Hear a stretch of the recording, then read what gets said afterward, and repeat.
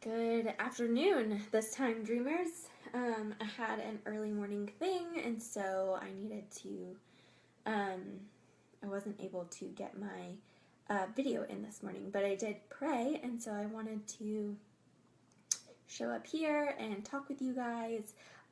First, a quick housekeeping thing.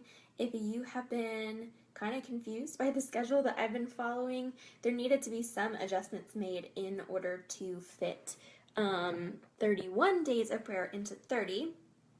And so I also combined some things so that on certain days, if people like weren't married or didn't have children or those things were combined with something else so that you had an option of something to read that day. So I just reposted this schedule. Sorry, I'm trying to get anyway, just reposted the schedule in the group, so make sure that you check that. I'm going to try to pin it in a minute.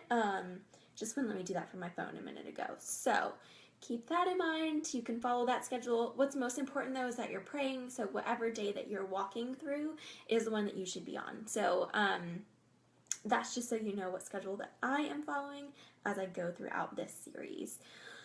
Okay, so today we talked about our dreams yesterday, and today we're talking about our spouse's dreams, our children's dreams, and then sort of what I feel like is the manifesto, the She Chooses Grace, which is right after the table of contents in the book. So if you didn't read that or don't have a spouse and don't have children, and then that's a great place to just sort of start and meditate on. It's kind of like my motto for right now. I even actually have the print of it. I bought the print from Well Studio when I was at the Business Boutique Conference from my friend Jen. So, okay, spouse's dreams.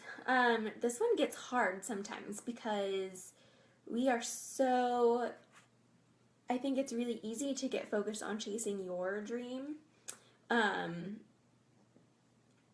sometimes we kind of get distracted or let other dreams happen and think that we can chase our dream, they can hold, and vice versa, like yet you both can't chase dreams at the same time. Or sometimes there's tension when your dream looks different than his dream looks like, right? And so you trying to determine how God is going to work all of that out in your lives and how that works together. Like, here's an example. My dream is to travel the world. My husband doesn't really like to travel. That could be a problem sometimes. Or his dream is to rebuild a truck. Well, I can't really do that or help him or do anything like that. So it's not that they're incompatible completely, it just means that there's some creativity that has to be taken, or there's some doors that need to be opened from the Lord. And so we're trusting that the Lord will do that. And we also just had a frank conversation that we want to try pursuing our dreams now before we think about if we want children, so that we have, unless the Lord chooses otherwise, that we have that input, so that we feel that in our examples of chasing dreams for our children, if we have them. Because that's the thing, is we as entrepreneurs are dreamers and doers, and we want to do things and get things done. And when the outside world is telling you that that's not the norm, that you're weird, kids need examples of entrepreneurial spirits in their lives, and that it's okay for them to have that spirit, And so what I enjoy about these prayers is that it really helps me focus on them, like not on myself, because so much of my thoughts around my business and my dreams don't always extend further than myself, which is terrible, but I'm selfish by nature. I think a lot of us are. So that's really where I am. And I really liked in the prayer, trying to find exactly where. I really liked the last 3 paragraphs, so I may just read those. Father, I ask that where he does not have clarity in his calling and purpose, that you would give him clarity. Father, allow me to be the wife and helpmate that you have called me to be, one who would be strategic in prayer, and one who would be of grace, integrity, and wise in counsel to her husband. Give my husband confidence, boldness, zeal, and every resource needed to carry out the assignment that you have called him to do, that will bring glory and honor to your name and a smile to your heart. So I really love those, and how it focuses on me praying for.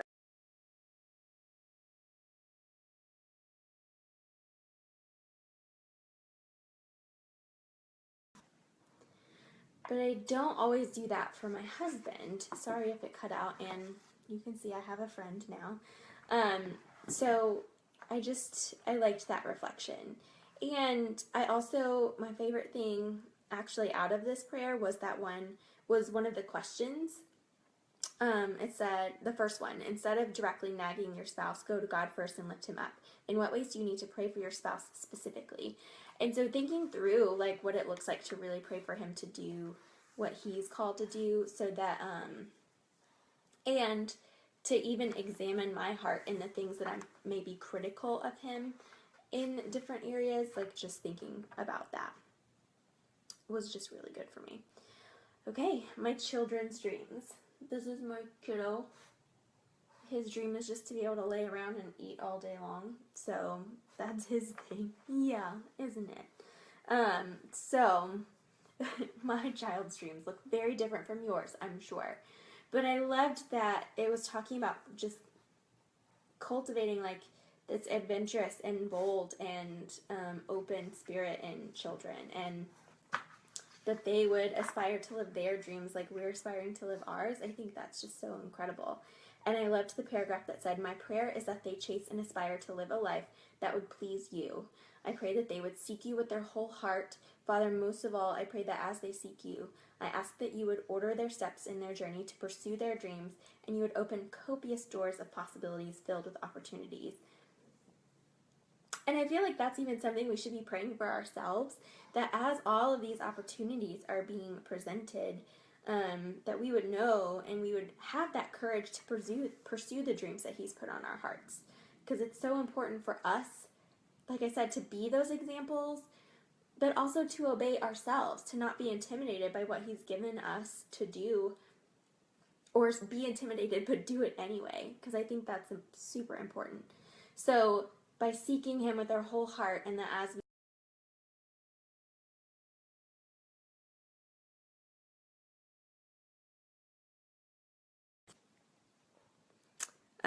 sorry, I keep dropping out. So I had a training this morning with a ministry that I work with here, and we were talking with a lot of the ladies, and we've just all reminisced about how the Lord has disrupted our timelines in different ways. Like for me, stepping out into full-time entrepreneurship, the same thing happened with another gal a few years ago, and another gal just lost her job, got a good severance package and even though like it was a sad thing, she knew that it was God's way of redirecting her and was kind of excited about that and having time. And so I think we can all just remember that these dreams that we have are not to be taken lightly, but it's also not like they're not impossible, and God will make a way, especially if we try to avoid it. He sometimes will just absolutely close doors. So beware that I pray for clarity, and God just slap me in the face and show me what is next prayers, because he will do so, just so you know. Okay, so one of my favorite things in this book is the She Chooses Grace little manifesto thing at the front. And I'm going to read it to you because I just love it so much. It says, my dog's jumping down. It says, she designs a life full of dreams only one can fulfill. She finds value in being his instead of being busy.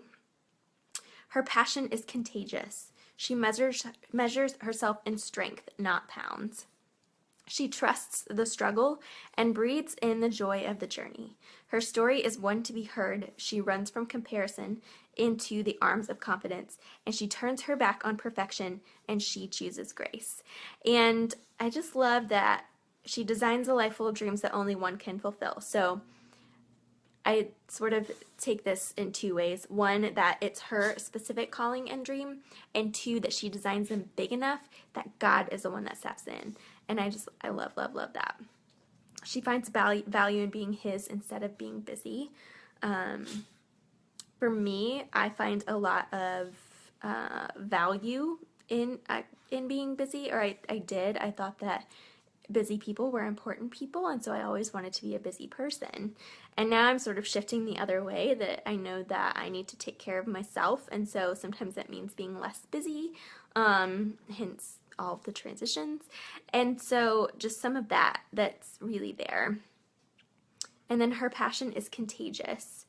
That we are actually so excited about the dream that God has given us that it rubs off on other people. And it's been really fun to see that happen through this group, through conversations that the Lord has let me have as I've been more boldly claiming my entrepreneurship in public, and or with friends, and just sort of watching it happen. So that's been really exciting. This next line gets me. She measures herself in strength, not pounds. That one gets me because I'm in a place right now where I'm not the size that I would like to be. In fact, I'm the heaviest I've ever been, and that really bugs me.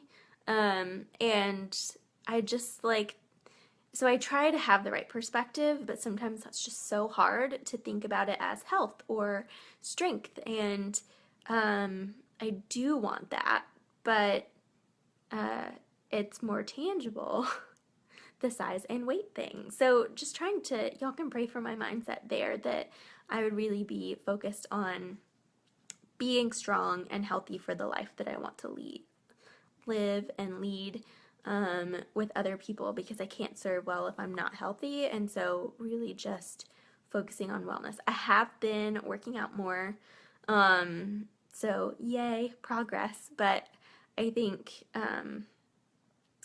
even focusing on my wellness all around, I was just having a conversation. I'll talk about more about this in a week or so when we talk money mindset, but I was having a conversation with my pastor's wife this morning, and she was talking about, or we were talking about just some transitions that I'm going through with community at my church or my small group, and how people don't always value time and self-care because they don't want to pay for the babysitter to go out and have some fun, or do this or that, and because you spend, she was saying that they spend as much as they would on a small car payment each month for those types of things, like date night, getting together with friends, taking care of themselves, and having some self-care opportunities. And people are always surprised because they still have debt and they take time out of their budget to do that. And that's just a backwards culture. We should be great at taking care of ourselves so we can take care of other people. Even if you look at Jesus, he took time away from the crowds. He took time away from ministry to be by himself with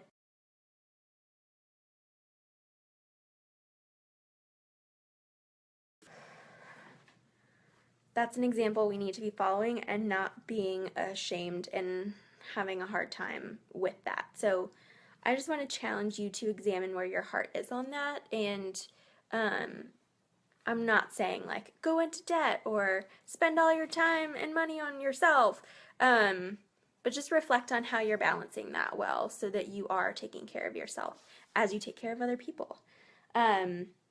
She trusts the struggle and breathes in the joy of the journey. I'm working on that. Her story is one to be heard, and one that you share. So make sure you're sharing your story, and especially God's story, because that's where it all comes together for us. She runs from comparison into the arms of confidence.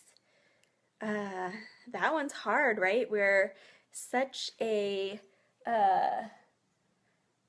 goal-driven society that it can be challenging to run from comparison and into confidence, but that's what we're working on.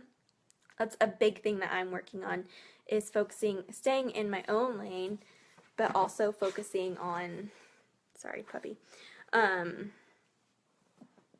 being confident even when things aren't going great. Doesn't mean that I'm bad at what I do, so I can still be confident in those moments.